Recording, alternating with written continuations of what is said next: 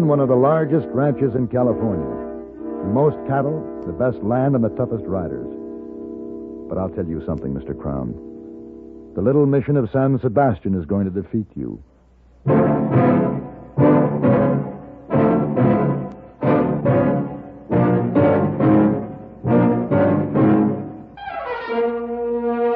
Have Gun. Will Travel. Starring Mr. John Daner as Paladin. San Francisco, 1875. The Carlton Hotel, headquarters of the man called Paladin.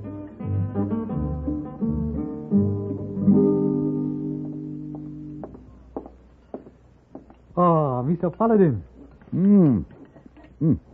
Good morning, hey boy. Oh, hope I don't spoil breakfast party. No. Telegram came for you just now. Thank you. Eating breakfast in dining room most unusual for you. Rare occasion? Hey boy. Who's that young lady? Over there, sitting alone at the table next to the window. Oh, that young lady checked in 2 days ago. Suite 212. Alone? Alone. Charming. Charming. Are you up on Telegram? Oh, yes. Hey, boy.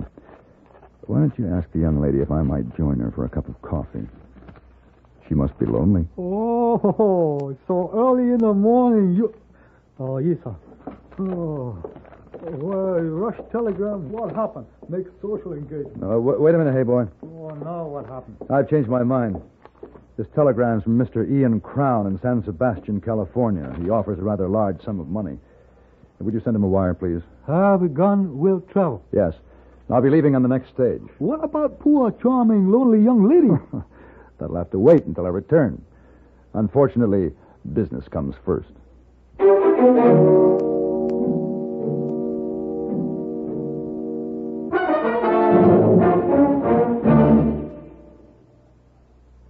This is Frank Knight speaking for the world's most honored watch, Longines. In the conquest of the Old West, men won fame through feats of bravery and daring. Today, things are different, but fame can still be won. How wonderful to win a Nobel Prize in Science, a Pulitzer Award in Literature, and Olympic gold medal in sports. These great honors are symbols of achievement. In the field of time, did you know that Longines watches have won more great public honors than any other watch in the world? This is true. The highest authorities have ranked Longines watches as the finest achievement in the science and art of watchmaking.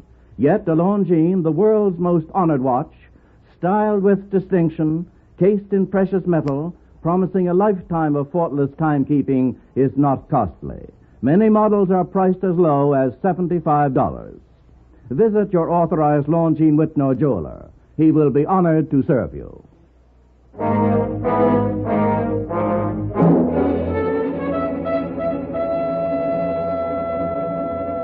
The stage ride down the Camino Real brought me at last to San Sebastion, one of the mission towns established 100 years ago by the followers of Junipero Serra. I knew this country well, its low green valleys and crisp ocean air.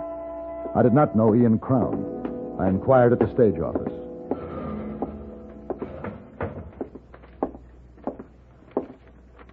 Yes, sir. What can I do for you? How far is it to the Crown Ranch? Ian Crown's place? Yes. A little past a mile southeast of here. Head right on out the main road, then take the fork to the left just before you get to the mission. Any place I can rent a horse around here? Well, livery stable's just across the street, mister. Can't miss it. It's the only building on that side. Thanks. Senor, Yes? would you give something for the mission? Something for the mission? Please. You give money? A donation? See, please. Donation. Well, I think we can manage that. I should have $1 in my wallet. Oh, Senor, you are very rich. So much money. I see now. Yeah, here we are. Hey, come back here. You little thief. What happened, mister? Well, the boy stole my wallet. Pedro? You know him? Yeah, that was Pedro from the mission. He asked me for a donation, and when I offered him $1, he grabbed my wallet and ran off. That doesn't seem like Pedro. He's a good boy. He's got a good wallet. Did you say he's from the mission? That's right. He lives there. I hadn't planned on it, but I think I'll pay this mission a visit. I figured that if Crown had waited for me to travel all the way from San Francisco, a few more hours' delay wouldn't hurt, and I wanted my wallet back. It wasn't bulging with money, but there were papers I couldn't replace. At the mission of San Sebastion, a Franciscan monk met me, introducing himself as Father Bartolome.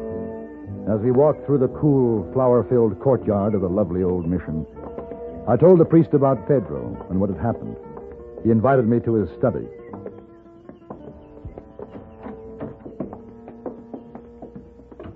Won't you be seated, Senor Paladin? Thank you. I'm so very sorry about all this. How much money did you have in your wallet? $22 in cash. There was also a banknote for $50. I have exactly $22 on my desk. They're undoubtedly yours. Pedro brought it to me less than 30 minutes ago. He was somewhat out of breath and quite nervous. Your story explains his actions. Here you are, Senor Paladin. Thank you, Father. I don't suppose he said anything about the wallet. No, Senor. Do you think he still has it? Perhaps he can answer that question himself. Will you excuse me, Senor Paladin? Pedro, See, Padre? would you come in here, please?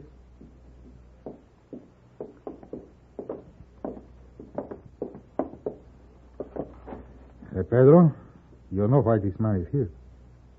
See, Padre? Is it not true that you took his wallet and ran away? See. That was very wrong, Pedro. See, Padre. Why would you do this? I'm sorry, Padre, but there was so much money. I had to take it for San Sebastian. It was wrong, Padre. I know it was wrong. Hey, where is the wallet now, my son? In the stable. Please get it and bring it back to this room. See, Padre.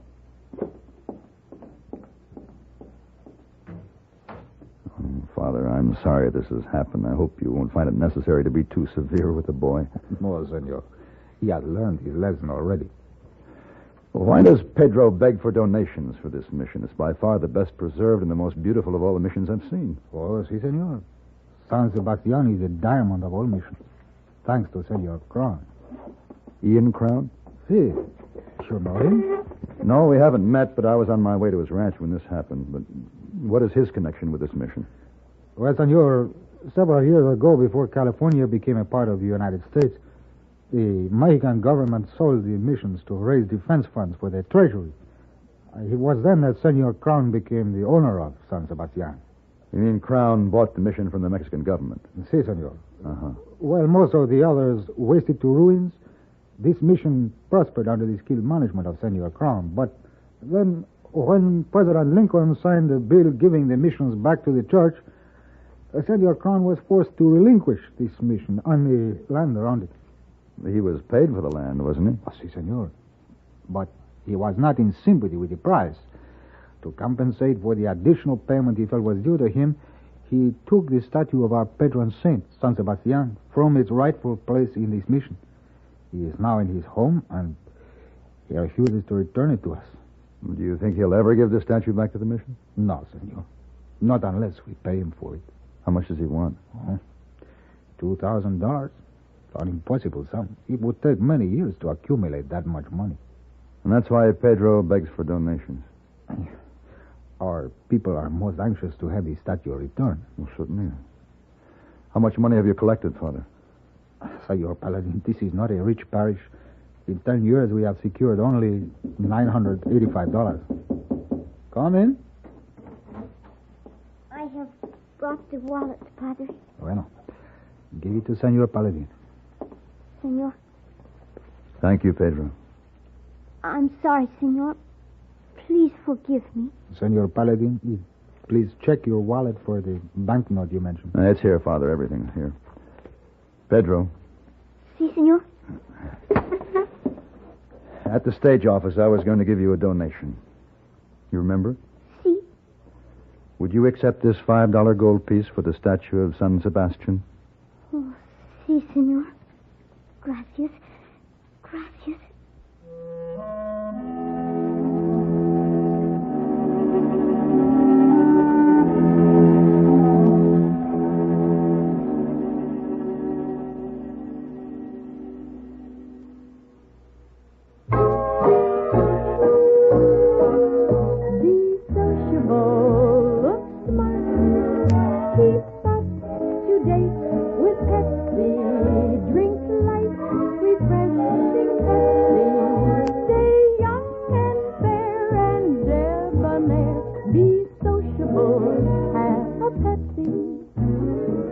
When friends drop in, let your hospitality show you're sociable in the modern manner. Pepsi, you know, is a favorite of the smart and young at heart. Be sociable, smart, keep up to date with Pepsi. Drink light, refreshing Pepsi. Stay young and fair and debonair. Be sociable, have a Pepsi. Have you tried a Pepsi lately?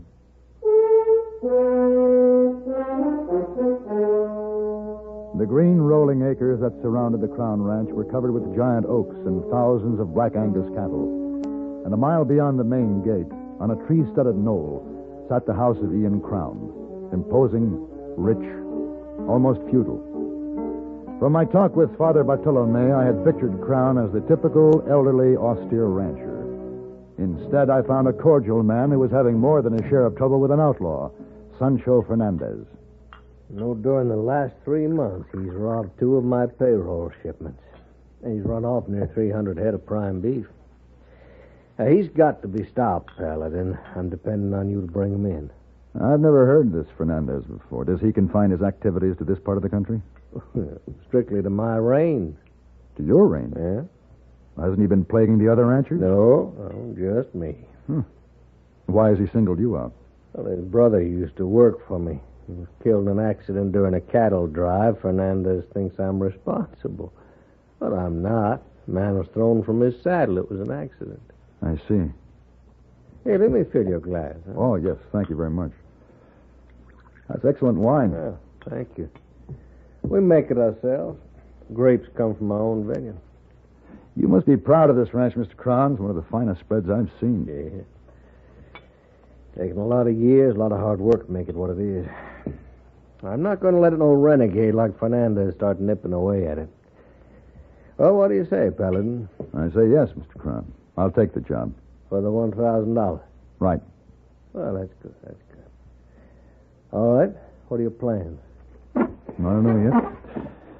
It'll take me a few days to learn what I need. Oh, of course. This statue, Mr. Crown.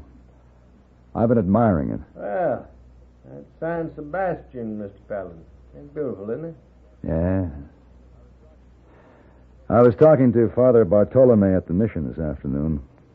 Oh, I see. Suppose he told you what a heathen I am, because I won't give him back your statue.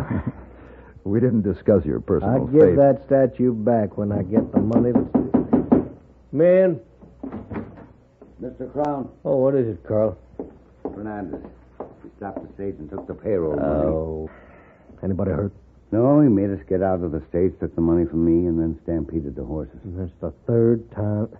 Oh, Paladin, this here's my foreman, Carl Stocker. How do you do? How are you? Carl here is bringing the payroll money from the bank in Coldwater. Where did it happen? About 3 miles before we got into San Sebastian. We had to walk into town. And he's had plenty of time to hide out. Mr. Crown, you'll be needing more money from the bank to meet the payroll. That's right. I'll go up to Coldwater tomorrow and bring it back. Now, you let everybody know I'll be returning alone. On horseback. I had concealed the payroll money under my shirt and was on the trail back from Coldwater. A mile out of San Sebastian, there was still no sign of Sancho Fernandez. But it didn't disappoint me. Stop, senor! My rifle is pointed directly between your shoulders. It would be a mistake to turn around. I believe you.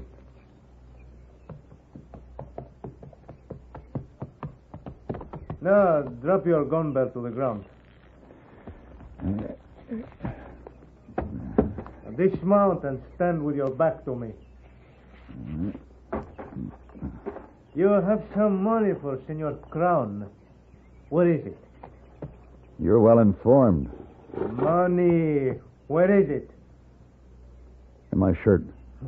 With a gun, no doubt. Do not move.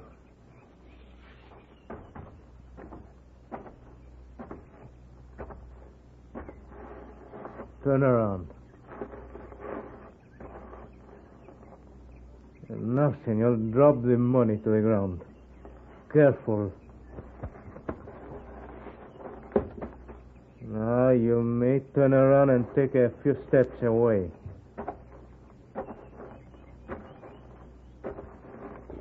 That will be far enough.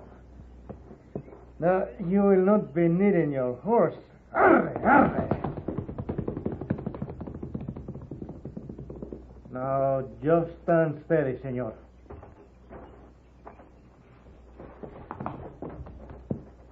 It's not too long a walk to the rancho. Give my regards to Senor Crown. Sancho, there's a derringer pointing at your back. Drop your rifle.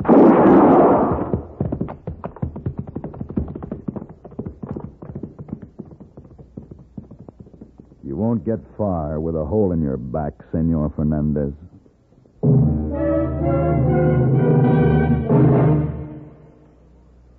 A bunch of the boys are whooping it up every weekday on CBS Radio.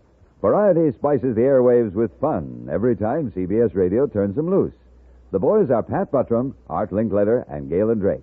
Here's a threesome that's really awesome for its total output of sheer pleasure. The remarkable wit of Buttram, Linkletter's unending imagination in creating stunts and surprises, Galen Drake's way with words and stories.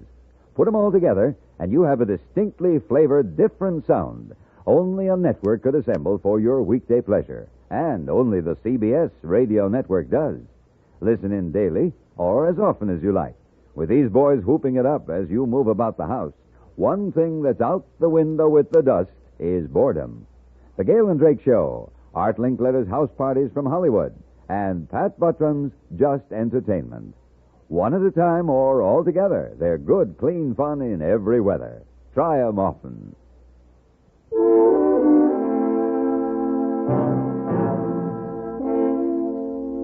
Sancho left an easy trail to follow through the yellow wheat fields. He had managed to stay on his horse, but he had lost a lot of blood along the way. His trail led to the mission at San Sebastion.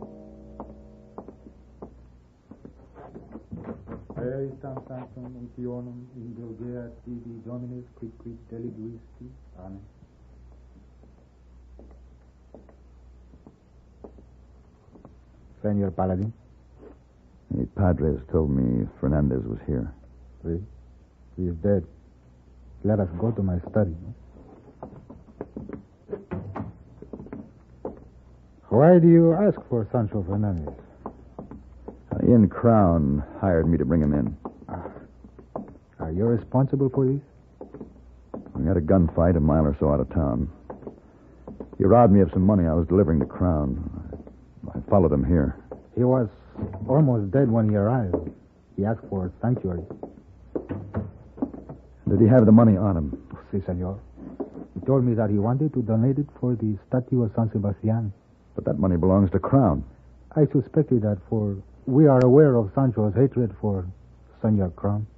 I sent Pedro to the ranch to bring Senor Crown here. Father, I just want you to know that it was unavoidable.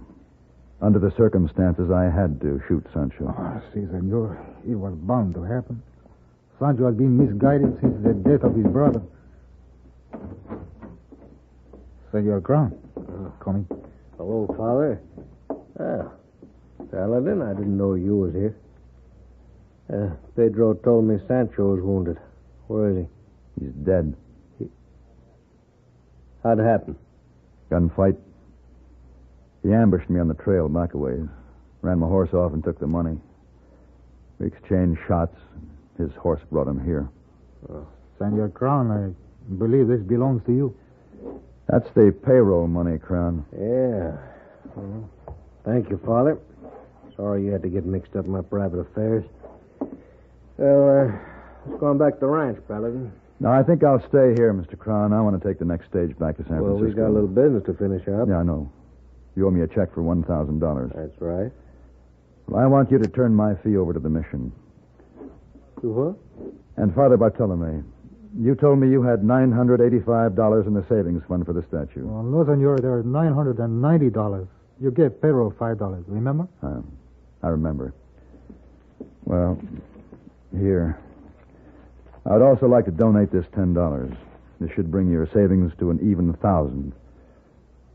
Give it to Mr. Crown. Well, what are you doing, Paladin? The $1,000 Father has accumulated these past 10 years along with my fee. Totals $2,000, Mr. Crown. You should be able to return the statue of San Sebastian to the mission in time for Mass this Sunday.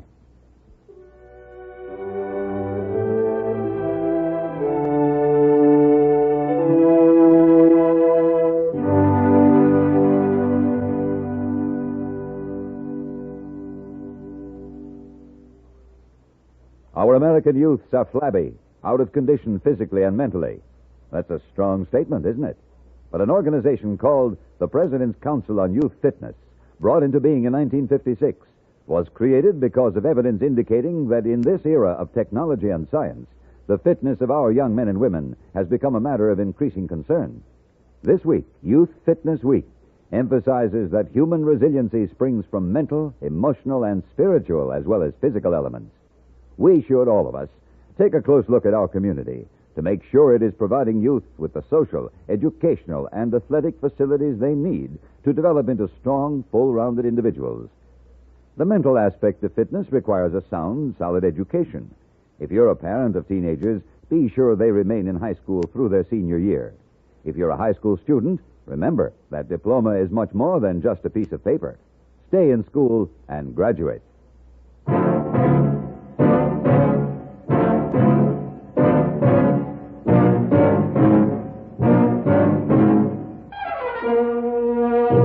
Have Gun, Will Travel. Created by Herb Meadow and Sam Rolfe, is produced and directed by Norman MacDonald and stars John Daner as Paladin with Ben Wright as Hayboy. Tonight's story was written by Albert Alley and adapted for radio by Frank Michael. Featured in the cast were Lawrence Dobkin, Don Diamond, James Nusser, Richard Beals, and Perry Cook. Hugh Douglas speaking.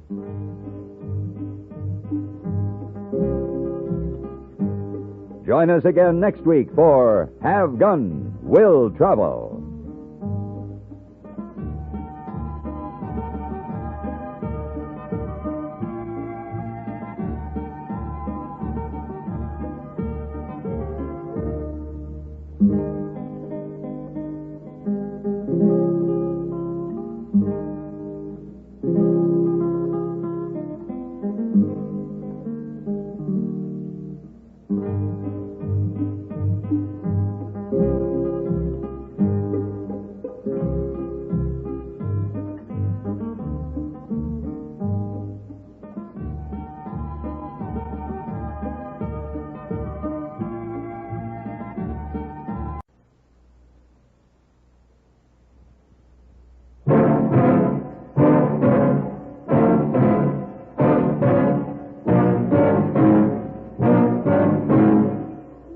All right, mister, there it is. You can't get into this mine, we can't get out. It's just a question of the lack of water and who is forced to give up first.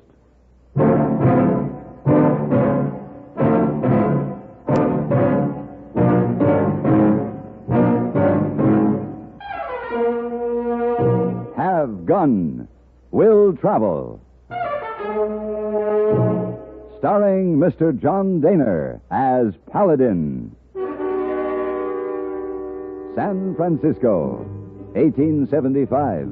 The Carlton Hotel, headquarters of a man called Paladin.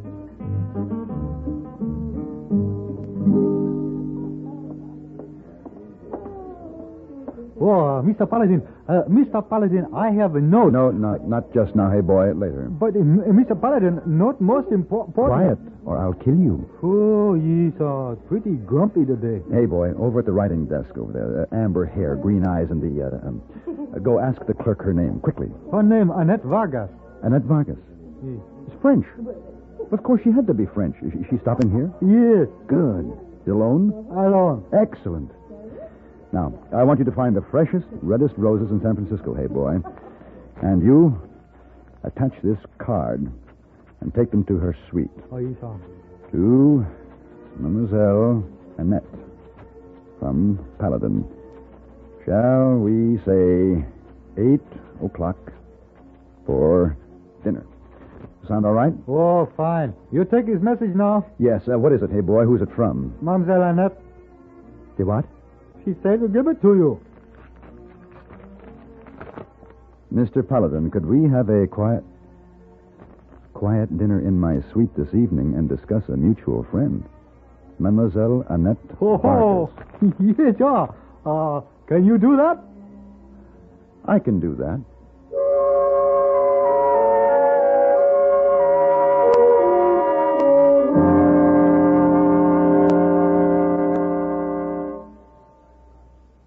This is Frank Knight speaking for Longines, the world's most honored watch. Some time ago, we published a series of advertisements called The Adventures of Longines. It told how Longines watches helped the pioneer aviators, how Longines was first to circle the globe with Wiley Post, first to fly over the North and South Poles with Admiral Byrd. These true tales prove that whenever time is of the essence, the watch of first choice is Longines. Not only in championship sports, or in the competitions at the great world's fairs, or in the accuracy trials of government observatories, but in all fields of precise timing. Yet, when you think of it, a Longines is not costly compared to other things of finest quality. Invest as little as $75 in a Longines, and it can be your proudest possession for a lifetime. Your authorized Longines Whitnor jeweler will be honored to serve you. The dinner was set for 11 o'clock, late, but Mademoiselle Annette Vargas was appearing in a Continental Review at the Arcadia Music Hall. I attended the performance. On stage, she looked even more radiant than in the hotel lobby, and in the doorway of her suite, more engaging than any woman had a right to appear. You are Monsieur Paladin? At your service, Mademoiselle Annette. Please come in, Monsieur. Thank you. And do not be formal with me. I have been in the United States now for nearly 3 years, and I have grown to love what people do with the English language, especially here in the West, and I like it a great deal. Champagne? I'm overwhelmed, Mademoiselle. Oh, you are not at all. You are wondering if I am playing some kind of a game with you. I am not, Monsieur. There. Good health. How about santé? I said I wanted to speak to you of a mutual friend. He told me of you. He said I would find you a firm, kindly man to be depended upon. Who is he, Mademoiselle? Monsieur Lady Kane. Lady Kane? Oui. A lonely old man, Monsieur Paladin. You knew of his death? Yes, I did. But how did you know him? Where did you meet him? He came to see me backstage at the theater one night in Chicago. He'd watched 35 performances in a row and finally mustered up courage enough to come backstage and tell me that he liked me. Sounds like Leadhead. Then what? Well, we dined. It was an enchanting evening. He'd said things to me like, "You're so pretty, you make me want to yell." He talked of the sand and the sage, and the searching and the looking. Hard, hard years before he finally became rich. And then he was old. And then he was lonely. And then he met you. Yes. He met me. And that was the day before he died. He left me this. Please, read it. To Miss Annette Vargas, who has been a wonderful friend. I leave my entire share of the Rimrock mine. Poor, poor darling. I cannot accept it, of course. Why not? He must have a family somewhere who... He was alone in the world, and that had been all his life. No, he meant it for you. You take it. Keep it. I know what he felt. Oh, but it is too much. I simply can't... Oh, excuse me. Yes? Oh, you Ned Vargas? Yes. My name is Vance Crawford, and I'd like to talk to you about Letty Kane. Oh, well, of course. Come in. Yeah? This is Monsieur Paladin, also a friend of Monsieur Kane. Paladin. How do you do? Look, I'll be brief. Now, Letty found that mine, but I put up the cash to develop it. We were partners. I received a letter from him, apparently written the night before he died, and he stated that he just made out a will leaving you his share of the Rimrock mine. Yes. Monsieur Paladin and I were... Well, I'll give you $1,000 for it, cash. $1,000? Isn't that pretty cheap for a property worth $250,000? Paladin, look, I don't know who you are or what you do, but I'll tell you this. A probate judge will laugh that will out of court. Now, it's easy to see what she is, and guess what happened? She made a fool out of him. She probably picked him up in a saloon, got him drunk, all the rest of it, tricked him Monsieur Crawford, please leave. Look, the estate's going to be settled when the circuit judge stops in Rimrock next week, and you don't have a chance of collecting. Now, how about that $1,000 right now? The lady asked you to leave. Better ladies than you have got a lot less than $1,000 for one night's work. Get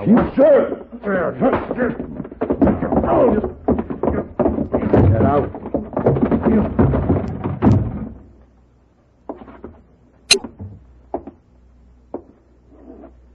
Now, Miss Vargas, what can I do to help?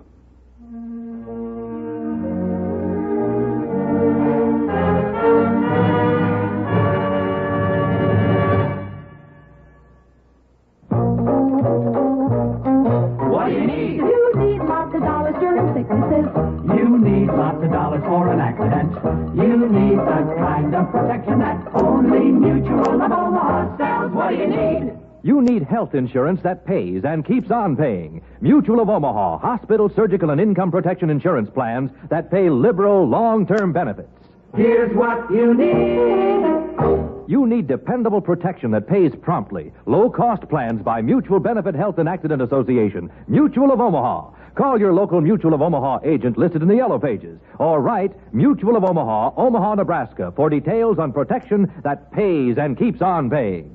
Mutual of Omaha pays so promptly it is the first company ever to pay out more than $1 billion in health and accident benefits in its first 50 years. Find out how this low-cost protection can help you. Write Mutual of Omaha, Omaha, Nebraska.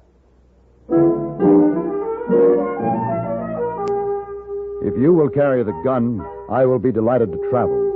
That is the way Mademoiselle Annette Vargas stated the matter. And that is the way the matter was handled. We took the stage into Rimrock, rented a buckboard at the hotel, and drove out to inspect the Rimrock mine. Yes. Yes. Hmm? Yes. Yes, what? He told me it was barren. It is. But in a beautiful way. Letty would have said purty. He used that word a great deal. It's purty when the sand and the sage change color. When the clouds chase over them. You want to tell the whole world about it. Only there's nobody there. Nobody to see what you see. Feel what you feel. And it ain't pretty no more.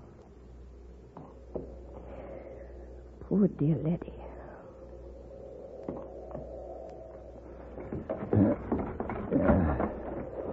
Let me help you down. Thank you. So, how's it feel to be a lady of property? Is this all there is to it? This hole in the ground? They've only started to develop this mine in the last year, but there's $500,000 in that hole in the ground. Oh. Why aren't people working here? I've been wondering that myself. Down. Who is it? That explains why there isn't anyone around. Witnesses would be embarrassing. Witnesses to what? Witnesses to your death. Come on. Oh, where? The mine shaft. Careful now. Keep your head down.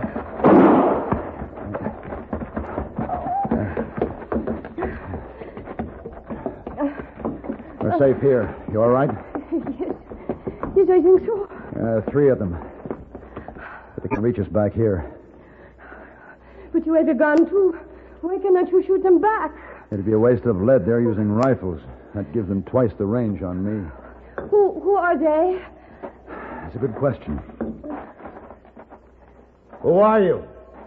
Friends of the rightful owner. What do you want? We want her.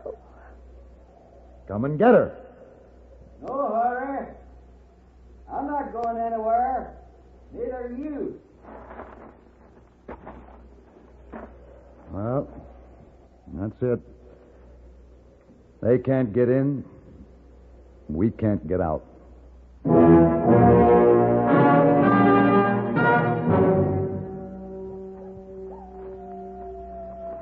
What time do you think it is?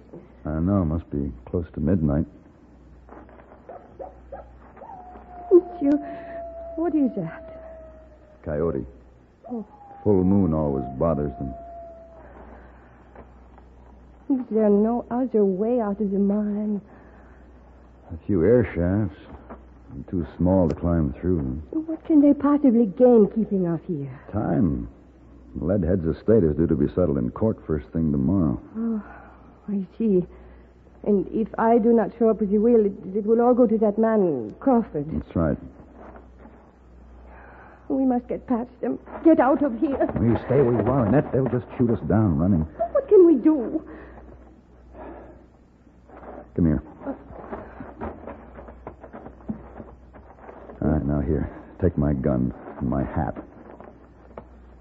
Now, you see the man down there with a rifle? Oui.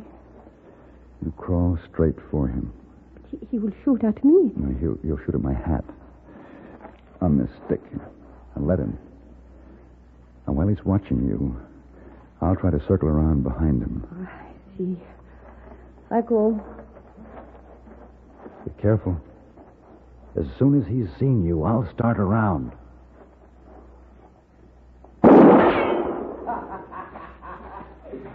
Get back in your cave, bucko.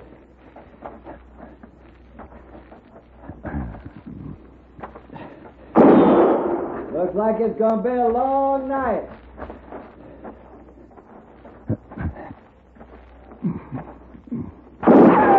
I'm going to blow your head clean off next time, mister. Nice and still, or I'll blow a hole in your back. How'd you get out of there? Right now. You call your men. Tell them you're leaving. You'll be back in a couple of hours. Call them. Shorty? Joe, I'm cutting out. I'll be back later. A couple of hours. Tell them to stay on guard. You two stay on guard. What's ID? You have to see Crawford. I got to talk to the boss. Do what I tell you, here. That was perfect. Now to show my appreciation.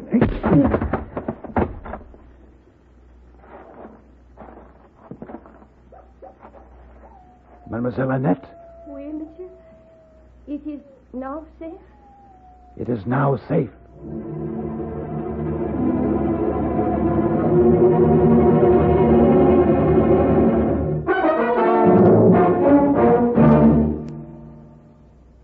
Sociable, up-to-date, debonair. What's this, a new word game? No, I'm just mentioning the qualities that people admire in other people. Oh, I see. If you're sociable, up-to-date, and what was that other word? Debonair? Yes, debonair. But listen to it this way.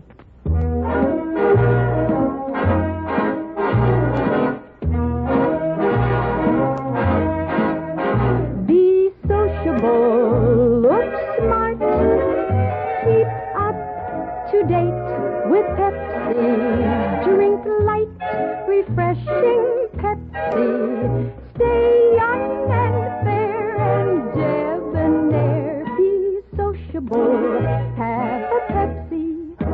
Notice how many of your friends are serving Pepsi-Cola these days. It's the up-to-date refreshment. Be sociable. Serve Pepsi.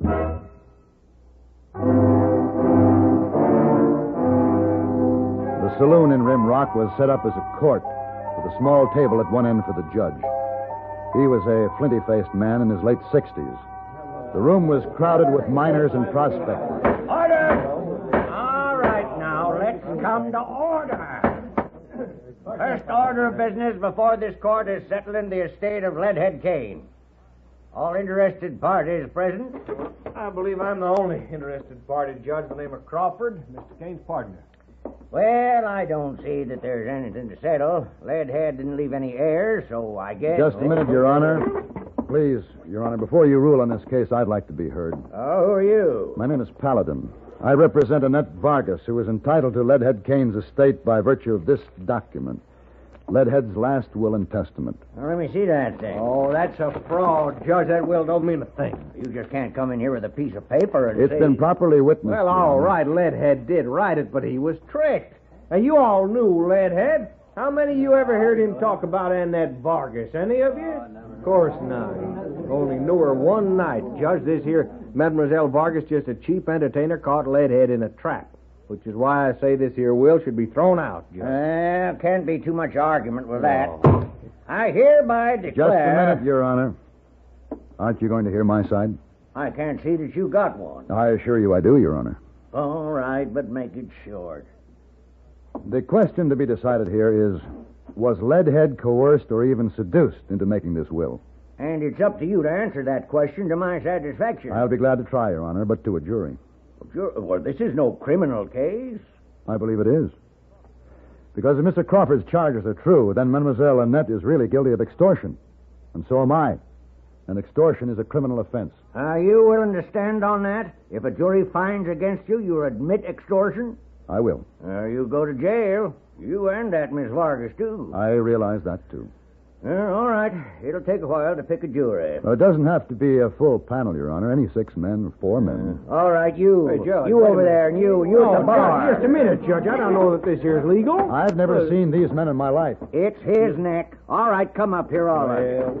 Now, sit down there and listen sharp. All right, go ahead, Mr. Paladin.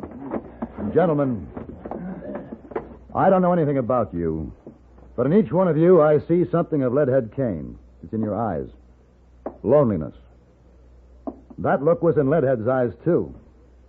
Now, he struck it rich. He could buy anything in the world except what he really wanted.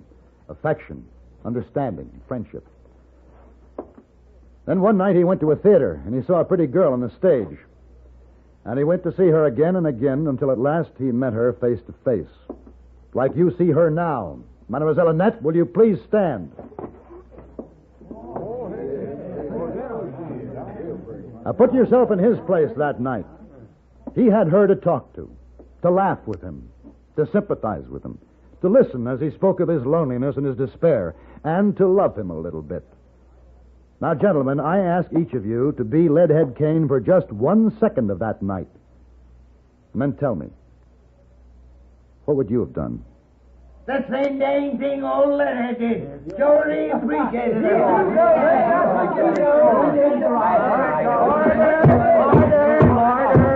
Order. Well, this is highly irregular, but a verdict's a verdict.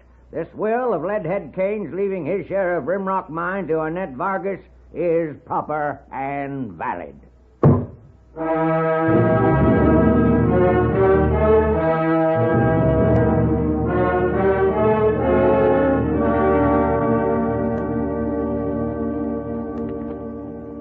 Well, the papers from Rimrock County came through today. There's your mine. Now that I have it, what shall I do with it, monsieur? Let it sit if you wish. It'll be a very nice income for the rest of your life. I have an income for the rest of my life. Ah, those old men. Those wonderful, keen searchers for things in the ground. I will always see their eyes and feel their loneliness. Oh, here are the glasses, Mr. Paladin. Thank you, hey boy. Would you open the wine, please? Oh, Isa. Shall I pour? Yes, you pour. So, shall we drink to the mine? No. No, I would like to drink a toast to something else. To Letty. And so would I. To Letty Kane.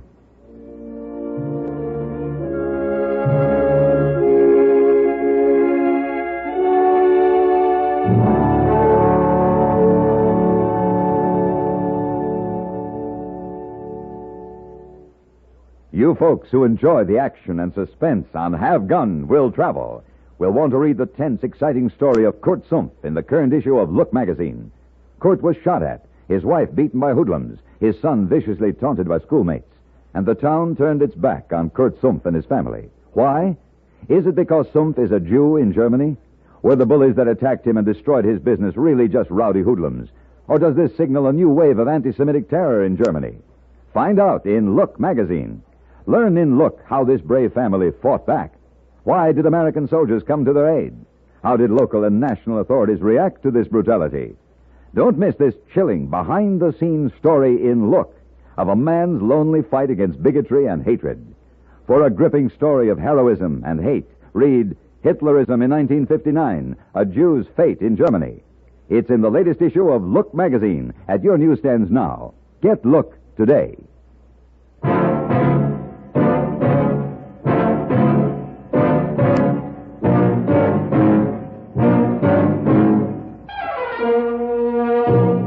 Have Gun, Will Travel. Created by Herb Meadow and Sam Rolfe, is produced and directed by Norman MacDonald, and stars John Daner as Paladin, with Ben Wright as Hayboy. Tonight's story was written by Albert Alley and adapted for radio by John Dawson. Featured in the cast were Lynn Allen, Joseph Kearns, Harry Bartell, and James Nusser. Hugh Douglas speaking.